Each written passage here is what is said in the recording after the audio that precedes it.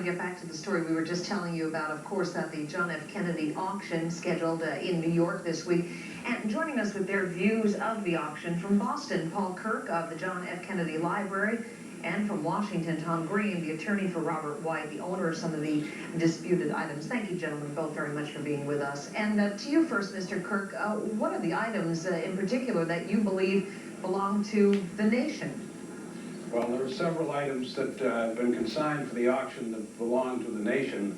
I think Mr. Green and the other attorneys who represent Mr. White know particularly that the family and the library are interested in and claim as theirs certain writings of the president that belong to the president that were made before he was president of the United States. There are written journals on foreign policy that indicate on foreign affairs what the future president of the United States was thinking about.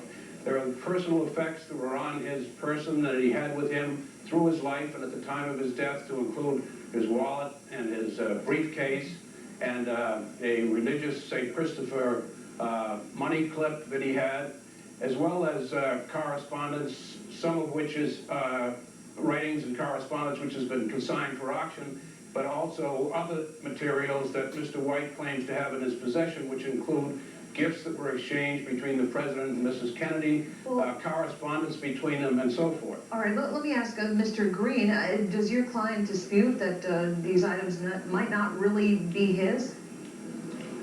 Well, I don't really understand the basis for Mr. Kirk's observation. Abraham Lincoln has been in possession of Kennedy memorabilia for 30 years. Everyone has known that. The Kennedy Library has known that. The archives have known that. The Kennedy family has known that. Mrs. Onassis has known that. And throughout that period of time, no one seemed to care that Mrs. Lincoln was a very significant collector.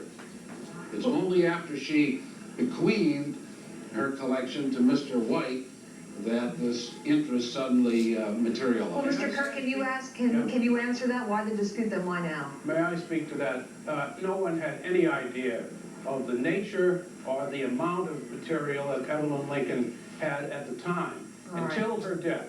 And let's be clear, after the president's death, Mrs. Lincoln, because of her person as her longtime secretary, was the person that the Kennedy family and, in fact, the United States government asked to be the custodian of these possessions. I'm so sorry to have to cut this interview short, but we're out of time. I thank you both for being with us.